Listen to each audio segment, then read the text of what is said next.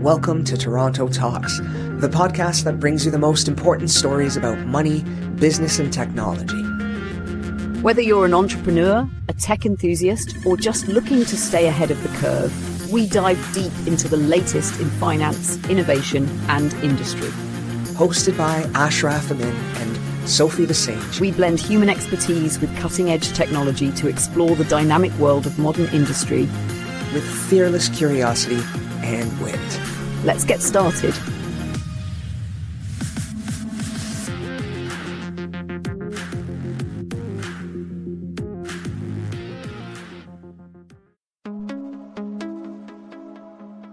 Remember when oil was the fuel that sparked wars? Today, the new global arms race is powered not by barrels, but by terawatts. Because everything, from AI to EVs, from crypto mining to national defense, now depends on one thing: electricity. And not just any electricity, but fast, scalable, and uninterrupted everywhere. Here's the twist. Just as our energy demands hit historic highs, governments are pulling the plug on clean energy incentives. That $7,500 EV credit? Gone. The solar and wind subsidies from the Inflation Reduction Act? Slashed. All while AI data centers, some the size of small towns, are scrambling for megawatts. Meanwhile, China's sprinting. They're on track to expand from 3 to 8 terawatts of power by 2040. The US, we're crawling toward 2. And the gap isn't just about national pride. It's about survival in a world where compute is king. To make matters stranger, the only energy source getting less regulation right now is nuclear.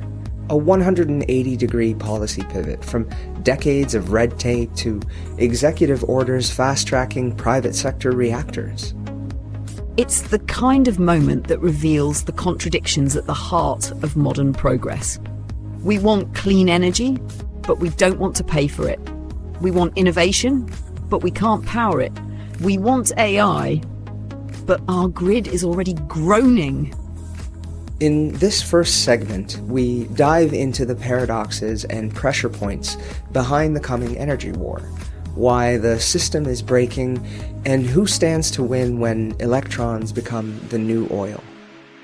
From subsidies to reactors, from megawatts to market failures, we'll show you how the future is being shaped not by code or capital, but by kilowatts.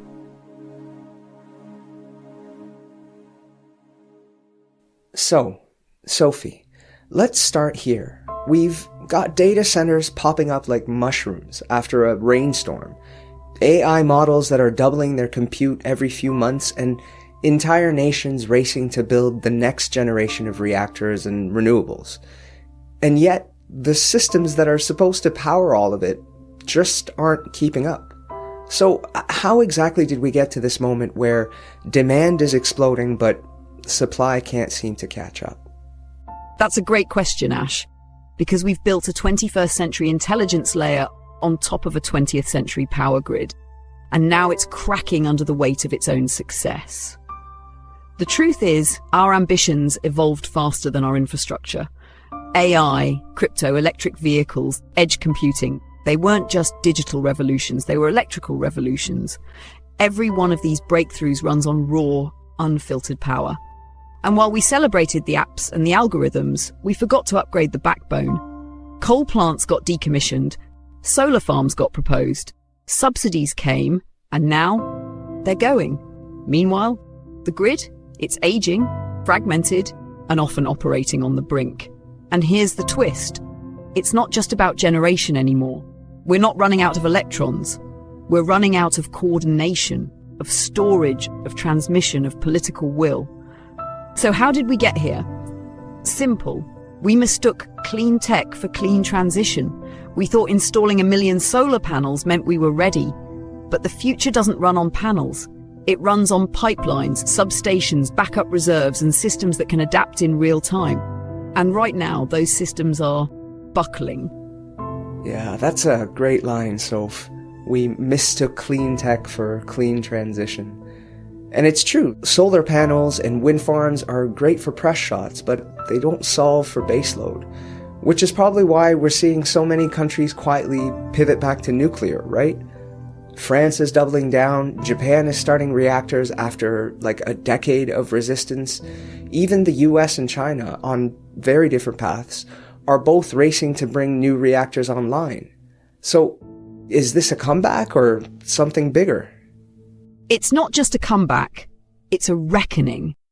Because when the light's flickering and the data centers are starving for current, governments start looking past ideology and back toward reliability. Take France. For decades, they were the gold standard of nuclear energy. Then they let the system stagnate. Now they're scrambling to reboot with over a dozen new reactors planned. Japan, post-Fukushima, swore off nuclear. Now they've reversed course, not out of convenience, but necessity. And then there's China, where this isn't a comeback at all. It's a multi-decade plan, moving like clockwork. They're building reactors, grid expansions, solar, hydro, all in parallel. Why? Because they understand that in the 21st century, energy isn't just infrastructure, it's leverage. Meanwhile, in the US, the pivot is more fractured, state by state, agency by agency. But even here, you're seeing the tide turn. Loan guarantees, fast-tracked permits, private players like Oklo and TerraPower quietly stepping into a space that used to be government only. And let's be honest, it's not just about carbon, it's about control. In a world this unstable, every country is realizing if you can't secure your own energy, you can't secure anything else. But here's the twist. Even the countries that can generate power are now facing a new problem. What happens when your grid was never designed to handle the kind of load AI is about to throw at it? Are we about to hit a wall?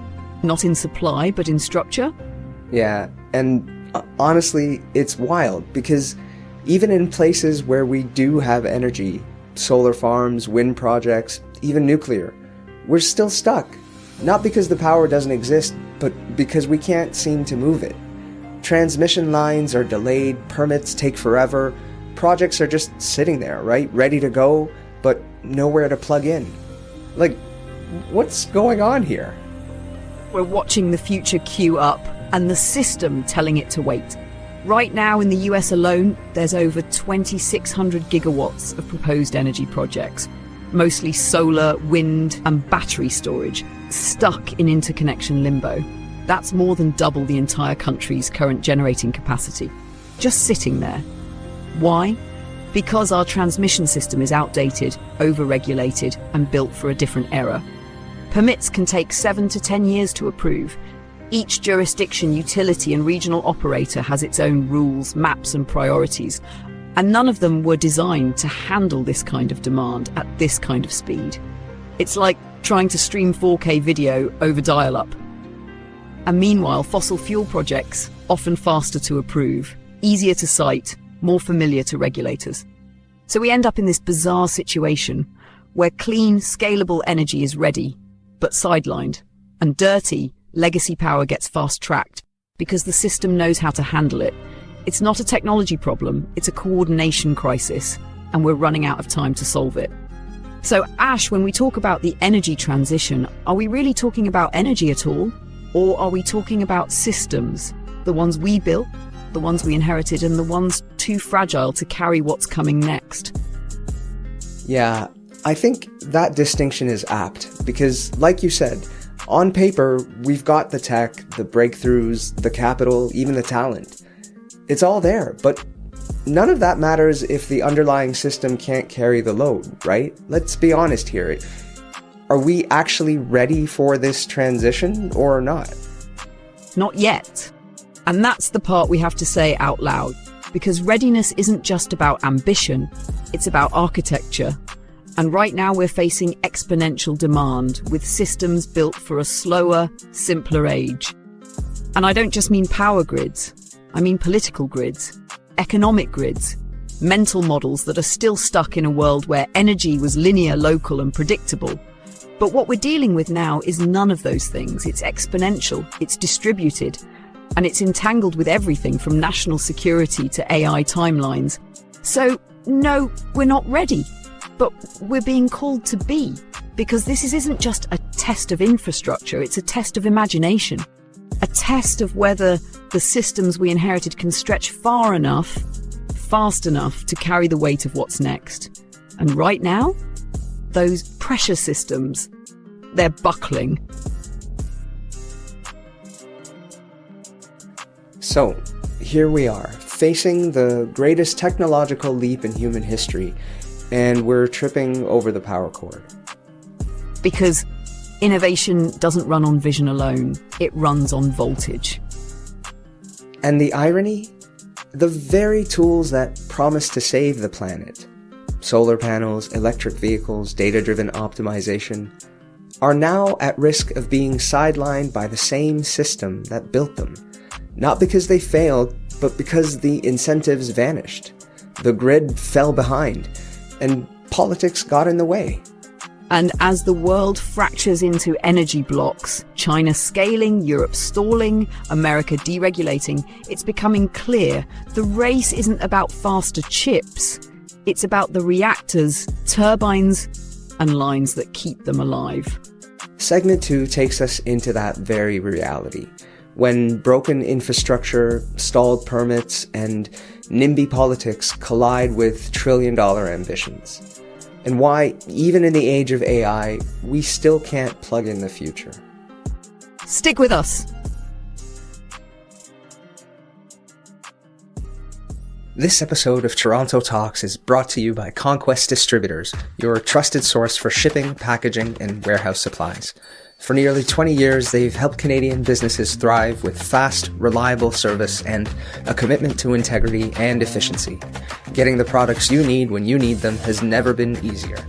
Now, let's talk about something real. With the latest round of tariffs coming from south of the border, supporting Canadian manufacturers and supply vendors isn't just good for business, it's good for Canada. So why keep funneling money to US giants like Uline when you can get the same or better quality products right here at home? When you choose Conquest Distributors, you're not just getting top-tier packaging, shipping, and warehouse essentials at competitive prices. You're investing in local businesses, strengthening Canadian supply chains, and keeping economic power here at home where it belongs. With fast, reliable fulfillment, an easy-to-use online store, and a team that genuinely cares about your success, Conquest Distributors proves that Canadian businesses can compete and win on quality and service. And now, to make it even easier, Toronto Talks listeners get to enjoy 15% off their first online order with promo code TALK15. Head on over to conquestdistributors.ca and see for yourself. That's conquestdistributors.ca, your trusted business supply partners. Now, back to the show.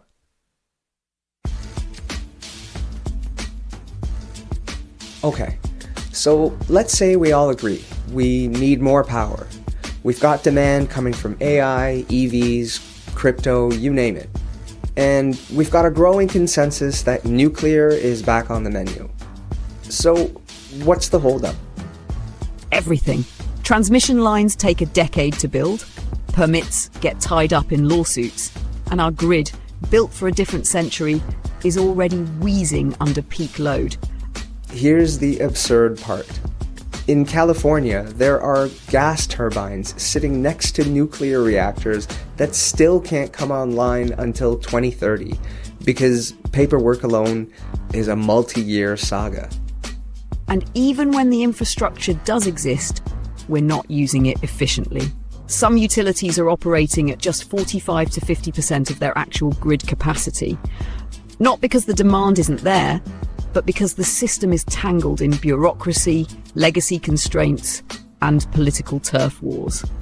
So, in this segment, we're looking past the headlines, beyond the reactors and the subsidies, into the guts of the machine, where transformers, substations, and grid congestion are quietly throttling progress. Because before we talk about scaling the future, we need to talk about untangling the present.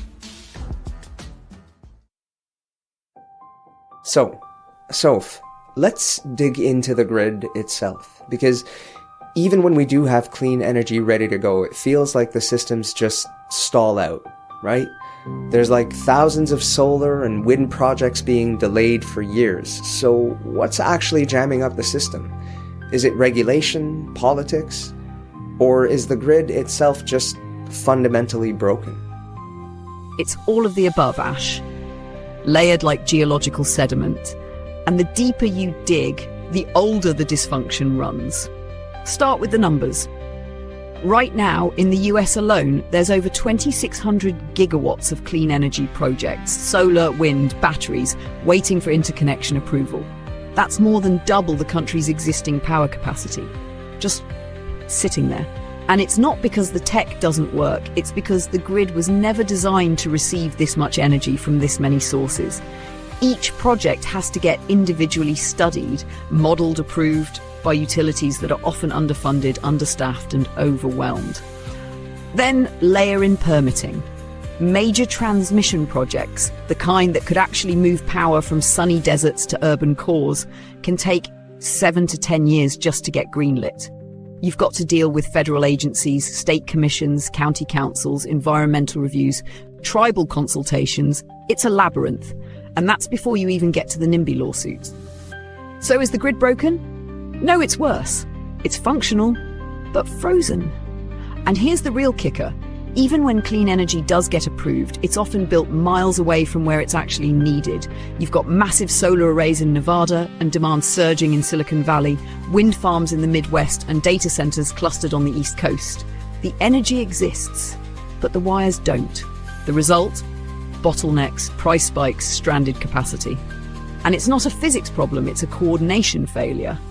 Because building generation is sexy, but building transmission? That's where the whole thing collapses. So let me flip it to you, Ash.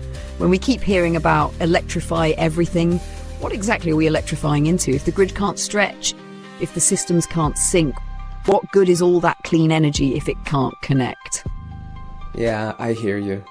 Like, it's one thing to say electrify everything, but it's another thing entirely to realize that what we're electrifying into is a grid built like in the 1960s. We spend all this time talking about decarbonization, electrification, innovation, but we rarely discuss the patchwork infrastructure across jurisdictions that's held together by duct tape and deferred maintenance, right? It's like we're trying to run a high-speed train on a dirt road. That's not transition, it's derailment waiting to happen. Indeed it is. And nobody wants to rip up the road because that would mean confronting lawsuits, lobbyists, and layers of bureaucratic inertia. And I get it. Permitting reform doesn't make headlines. It's not as flashy as AI or quantum computing. But this is where everything breaks down. Because you can't build a revolution on a backlog. You can't scale clean energy if every project gets buried under paperwork. And you definitely can't electrify the future if the future's stuck in traffic. But here's the deeper problem. It's not just policy bottlenecks or outdated code. It's resistance, local, vocal and deeply embedded. We're seeing solar farms blocked over aesthetics, wind turbines stalled by homeowner associations, transmission lines rerouted because a handful of wealthy districts don't want new infrastructure in their backyard. And it's not just NIMBYism, it's a kind of civic gridlock. Every stakeholder wants clean energy, just not near them. And when you add that to a fragmented regulatory landscape, where 3,000 utilities, dozens of states and endless agencies all get a say, you're not just fighting for progress, you're fighting everyone's version of what progress should look like. So let me ask you, Ash, in a country this divided, where even clean power turns political, how do we move forward without getting paralyzed by process? Well, I mean, that's the million-dollar question, isn't it? Because that civic gridlock that you're talking about, it's not just slowing down energy projects. It's the same thing paralyzing housing, transit, infrastructure, you name it. Everyone says that they want progress, but only if it doesn't touch them, right? And that tension between ambition and resistance is baked into the very structure of the grid. Because unlike the internet, which scaled as a single global network, the power grid didn't. It grew region by region, state by state, each with its own utilities, its own politics, its own economic incentives. So now we've got this bizarre patchwork. 3 major interconnections in North America, hundreds of utility companies, thousands of overlapping jurisdictions, and no single operator in charge of optimizing the whole. It's not a grid, it's a mosaic. And that mosaic was never designed for flexibility, redundancy, or exponential growth, which means when things go wrong, blackouts, overloads, cyber attacks, there's no unified response, just a cascade of not my job moments, while the demand curve keeps climbing. So when people ask, why can't we just build more energy? The answer is we can. But we built a system that was never meant to share it. Yeah, and that right there is the part I don't think most people realize. It's not that we lack energy, right? It's that we've built a system that can't move it fast enough or share it smart enough. We've got solar in the desert, wind on the plains, and even nuclear coming back online. But without coordination, all that power just sits there, right? So I guess my question is, if the bottleneck isn't energy supply, but everything around it, what's it actually going to take to break that deadlock? What needs to change for the system to catch up with the ambition? More than innovation, it's going to take a shift in how we think about systems themselves, because we've spent decades optimizing for control, jurisdictional, political, economic, and that worked when energy was simple, when it flowed one way, when it came from a handful of centralized plants. But that era's over. Today, power generation is decentralized, demand is distributed, and the stakes are exponential. So what has to change? We need new governance models that can move as fast as the technologies they're supposed to regulate. We need interconnection standards that treat electrons like the global asset they are. We need permitting processes measured in months, not decades. And maybe most of all, we need the imagination to stop patching the old system and start building the one we actually need. Because the bottleneck isn't just technical, it's psychological. We're trying to power the future with a mindset from the past. And unless that shifts, no amount of clean energy will ever be enough to break us through. So we've got the ambition, we've got the need, and in many cases, we've even got the hardware. But we're still stuck, waiting on permits, fighting over transmission routes, and tripping over red tape that's older than the tech it's supposed to regulate. It's like trying to stream 4K video over dial-up. We've scaled the demand, but not the delivery. And that mismatch isn't just inconvenient, it's dangerous. Because if we don't fix the pipes, we can't carry the current. And without current, there's no future. Up next, the signals we're sending. Because in segment 3, we'll ask what happens when government pulls back its incentives. The market panics and old energy starts to look like the safer bet again. When carbon markets collapse and clean power gets crowded out, does coal make a comeback? We're about to find out. So, we pulled the subsidies, let the market decide, and now that it has, are we really surprised by where it's heading? In theory, the free market favours the best solution. But in practice, it rewards the fastest, the cheapest, or the most politically convenient. That's why we're suddenly seeing headlines like coal rebounds in Q1 of 2025, or CO2 emissions spike 9%, or utilities switch back to coal to protect margins. And it's not just about fossil fuels, it's about signalling. When you strip away incentives for clean power and layer on regulatory uncertainty, what signal are you sending to investors? We say we want innovation, we say we want to decarbonize, but the moment we yank the training wheels off, the market doesn't sprint forward, it slides backward. In this segment, we'll explore why removing support from clean energy doesn't just stall progress, it reshapes the field, tilting it toward legacy players, legacy fuels, and short-term wins. And why in 2025, betting on coal might not be as crazy as it sounds. The market's talking. Let's decode the message.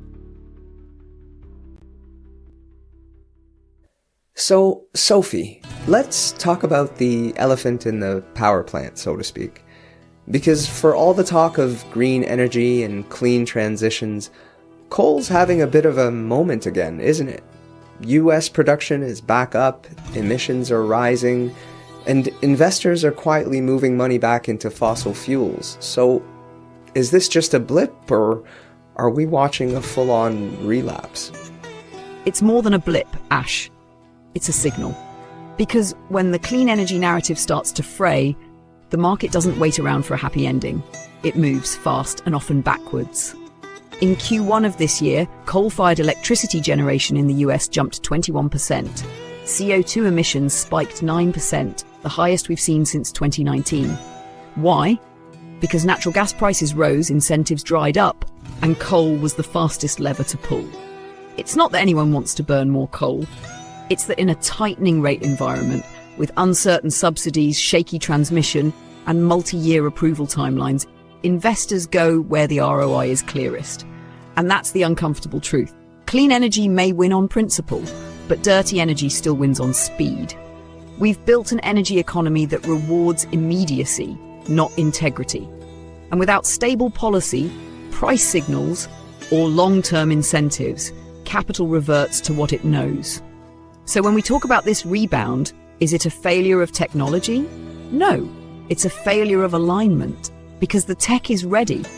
But the systems around it, the politics, the messaging, the markets, are sending mixed signals. And when the signals break, the old systems fill the void. Yeah, absolutely. Because if you zoom out, it's not like the market doesn't want clean energy. It's just not getting a clear enough signal to bet on it. You've got investors trying to model returns on solar and wind projects, but the second a subsidy disappears or a permit stalls, the whole thing starts to look like a gamble. Meanwhile, coal's sitting there, ugly, dirty, outdated, but predictable. We're not choosing coal because it's better. We're defaulting to it because it's faster.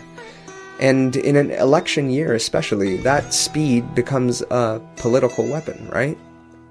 So let me ask you, Soph, do you think we're heading into an era where political posturing sort of trumps policy when it comes to the trajectory of our energy future? We're already there, Ash. Because when it comes to energy, policy might set the rules, but politics decides the pace. Look at the incentives. It's easier to promise lower utility bills than to explain a 30-year grid modernisation plan. Easier to blame a blackout on wind turbines than admit you blocked a permit 5 years ago. Energy populism is real, and it's powerful, because cheap power is an easy applause line. You don't have to convince voters with charts on CO2 or long-term ROI. You just have to point to their electricity bill and say, I'll make that go down. And coal? Gas? They offer that kind of immediacy. You can fire them up fast. You can frame them as American energy or energy freedom. And suddenly, legacy fuels aren't the enemy. They're the hero of the cost of living story. So yes, posturing is winning. And unless we change how we talk about energy, how we frame the stakes, we risk trading long-term stability for short-term approval ratings. Let me throw it back to you. If politics keeps chasing price optics and capital keeps chasing certainty, who, if anyone, is left to drive the transition? It's unclear to me whether the energy transition we're aiming for will actually unfold the way we envision, especially with all these shifting incentives and political headwinds, right? But the optimist in me, I look at the arc of human progress, the way living standards consistently have risen as electricity becomes more available, and I can't help but believe ingenuity overcomes, and progress, however messy, eventually finds its way forward. What do you think, Sophie? I think you're right to hold on to that optimism, Ash. But here's the truth. markets aren't engines of morality. They're mirrors. They reflect whatever we prioritize: speed, returns, political expediency. And right now they're showing us something uncomfortable, that we're more addicted to convenience than to coherence. We're not failing to build a clean energy future because we lack the technology. We're failing because we've outsourced our willpower to price signals. And unless we reclaim that agency, collectively, politically, culturally, the future doesn't default to progress. It defaults to inertia. So I'll flip it back to you, Ash. If we want better outcomes, do we need better incentives? Or better values? That's a tough one. Because incentives are how you move capital. But values, that's how you move people. And maybe the real challenge here is bridging the two. Can we design systems that reward long-term thinking while still surviving short-term cycles? We'll have to, because energy isn't just a market function anymore. It's a civilizational foundation. And if we keep treating it like just another commodity, we might win a few quarters, but we'll lose the plot. And in a world this electrified, losing the plot means blackouts, breakdowns, and falling behind, not just as a country, but as a species. So maybe coal hasn't won the future, but in the absence of incentives, it sure found its way back into the present. Because markets don't care about virtue, they care about velocity. And in an uncertain world, fast and dirty often beats clean and complicated. And that's the real cost of policy pullbacks. Not just the emissions, but the message that we're no longer serious about the transition. That we'll reach for old tools the moment the new ones take too long. But maybe the answer isn't to control the market harder. Maybe it's to build a new kind of market entirely. One that values resilience, flexibility, and long-term alignment over quarterly returns. Which brings us to our final segment, because if the old signals don't work and the old systems can't scale, what does it actually take to build an energy future that lasts? Let's find out. Here are the top 6 reasons why smart Toronto businesses choose Conquest over Uline. We were going to do a top 5 list, but truth is, doing a little extra is kind of our thing. Number 6. We offer free shipping. Uline doesn't. I mean, it doesn't really get any simpler than that, does it? Number 5. We've got 35 5-star Google reviews from real customers. They've got Yelp, Trustpilot, and Glassdoor reviews that read like corporate horror fiction. Number 4. We're actually in the GTA. Uline, they're out in Milton, aka delivery purgatory. We ship like your time matters, because it does. Number 3. We are proudly all Canadian. Our customers, suppliers, even our platform, Uline, they're one of America's biggest employers. Stars and stripes to the core. Number 2. Our carbon footprint is essentially non-existent. Remote operations, no warehouses, and definitely no junk mail catalogs from the Jurassic period.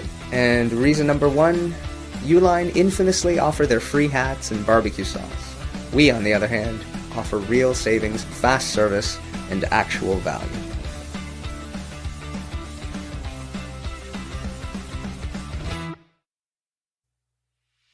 So, here we are. And the question now isn't just what went wrong. It's what might actually work. Because at some point, the finger pointing has to stop, and the blueprint has to begin. The good news? We already have some of the pieces. Private sector nuclear startups like Oklo and TerraPower are racing to bring microreactors online. Decentralized grids and battery systems are quietly reshaping rural towns. Even Bitcoin miners, of all people, are stabilizing power loads in places like Texas. And behind it all, a new kind of thinking is emerging. Less about top-down control, more about dynamic systems, flexible loads, and energy that moves like information. So, in this final segment, we're going to break from the doom loop and explore what it might actually look like to build the grid of the future. from the bottom up, the inside out, and maybe even off the grid entirely. Because if we can imagine a new energy future, we just might find a way to power it. Alright, Sophie. So let's imagine we actually could build the grid of the future. Not just patch the old one, but rethink the architecture entirely. Is it massive new reactors and high voltage lines, or is it something smaller, smarter, and decentralized?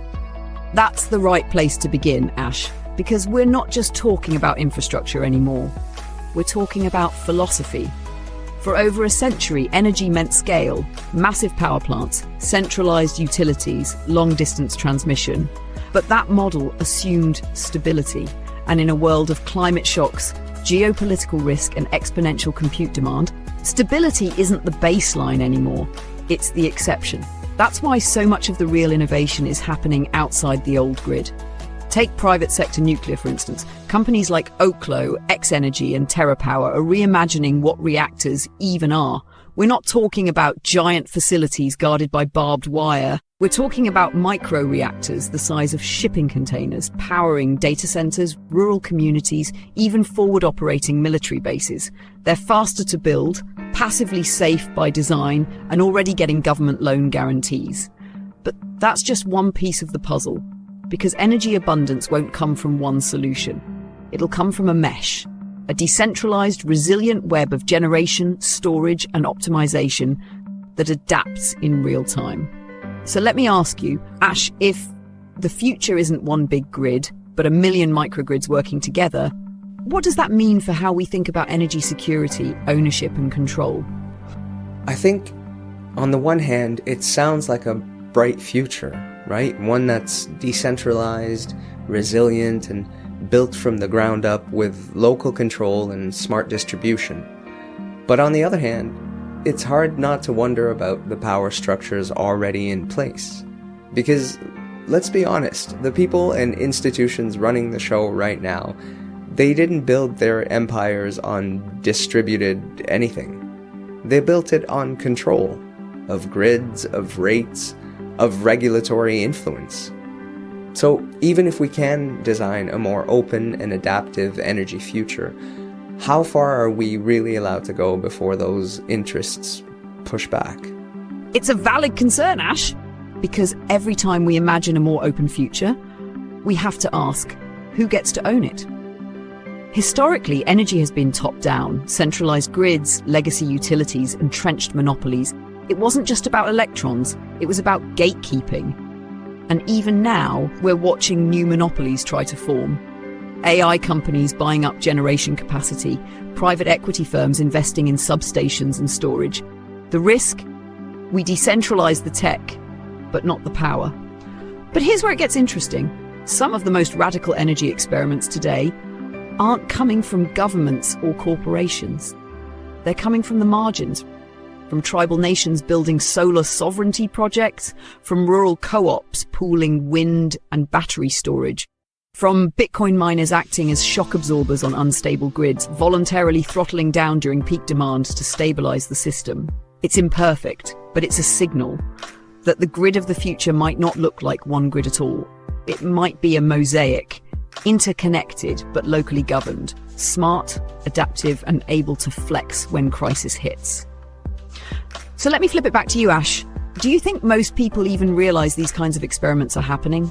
Or are we still stuck in the mindset that energy has to come from somewhere else, from above, from the state, from the utility? Yeah, I don't think most people realize it. Because energy, unlike, say, food or housing, is kind of invisible until it's gone, right? You flip a switch, your screen lights up, your car charges. Who's stopping to think about where that power came from, let alone who generated it, who profited from it, or who got left out, right? I mean, if we're going to be serious about resilience, I don't think the future is about building one giant grid that serves everyone. It has to be a mesh, like you said, a network of smaller systems that can stand alone but still talk to each other. So let me ask you this. What do you think it actually takes to make that kind of shift happen? I think it starts with a shift in mindset from consumption to participation. Because for too long, we've treated energy like magic.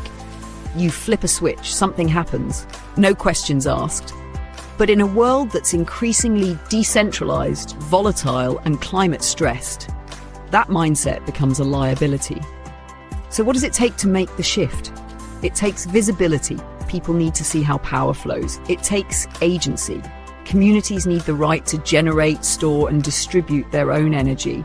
And it takes tools, AI, smart meters, microgrids, that don't just react to demand but anticipate it. But maybe most of all, it takes a cultural leap. Because decentralization isn't just a technology trend, it's a philosophical one. It says, resilience isn't built by scaling one giant system. It's built by empowering many small ones, and that means letting go of some control so that more people can plug in. Which brings me to this. If we can create energy abundance, if we can scale and share power like we share information, what would we do with that kind of freedom? What becomes possible in a world where energy is no longer a constraint, but a catalyst?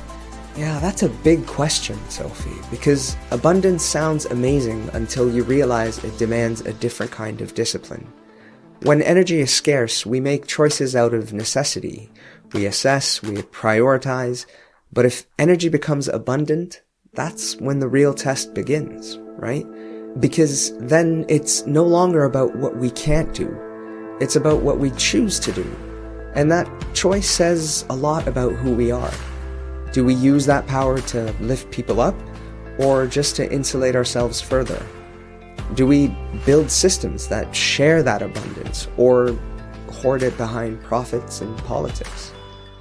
Because if the future really does give us unlimited energy, I feel like we'd better be ready for the moral questions that come with that. Because energy abundance isn't just a technological shift, it's a civilizational one. If we get this right, we're not just talking about cheaper power bills, we're talking about unlocking entirely new possibilities. AI models that train without constraint, desalination at scale to end global water scarcity, vertical farms that feed cities, zero emissions year-round, space infrastructure powered by limitless solar. Even interplanetary expansion begins with one simple question: do we have the energy? But for that to happen, we need more than just breakthroughs. We need trust, governance, and shared vision, because a decentralized, resilient energy future is possible. The tech exists, the roadmap is forming, but what determines whether it lifts the many or just fortifies the few isn't physics, it's philosophy. Maybe the solution isn't one big breakthrough. Maybe it's 1,000 small ones, networked, optimized by code, and driven by communities that are done waiting. Because this isn't just about energy, it's about agency, about reclaiming control from fragile systems and outdated maps, and building something that actually fits the world we're entering. In a way, we're standing at the edge of a second electrification. Not just lighting up homes, but powering intelligence, automation, resilience. Entire economies built on computation. And the question we're left with isn't whether we can power that future, it's whether we'll choose to. Whether we'll keep clinging to the comfort of the grid we inherited, or take the risk of designing one that can truly evolve. One that doesn't just carry current, but carries us forward. Up next, our full episode wrap-up. We'll zoom out, tie it all together, and preview where we're headed next. Don't go anywhere. So, what have we just witnessed? A story of ambition? Yes. But also a story of friction, of outdated systems trying to support an upgraded world, and failing under the weight. This wasn't just about energy. It was about what happens when progress outpaces planning, when we dream in gigawatts but build in bottlenecks, and when the future arrives but we forgot to wire the house. We saw the pullback of clean energy incentives, just as demand was peaking. We saw a regulatory system that can't keep pace with the tech it's meant to govern. And we saw the market's quiet confession that even in 2025, sometimes the dirtiest option is still the easiest one to fund. But we also saw signals of hope. Private sector innovation in nuclear, the rise of decentralized microgrids, Bitcoin miners balancing the load in places the state forgot, and the stirrings of a new energy philosophy, one that treats electricity not as a scarcity, but as a catalyst. Because maybe this isn't just an energy war. Maybe it's a values war, a fight between old paradigms and emerging ones, between top-down control and bottom-up adaptation. And like any war, it's not just about what we build, it's about what we believe is worth building. Next time on Toronto Talks, we dive into the dollar and ask whether America's economic dominance is starting to fracture under its own weight. Debt, deficits, de-dollarization, and the digital future of finance. If the energy war is about power, the next war might be about trust. Until then, power up, pay attention. Don't forget, the future doesn't arrive fully formed. It's built by hands, by choices, by you. That's it for the show. Like and subscribe wherever you get your podcasts, and reach out to us anytime at talk@torontotalks.ca. We'll see you next time right here on Toronto Talks, where big ideas come to life and curiosity never sleeps.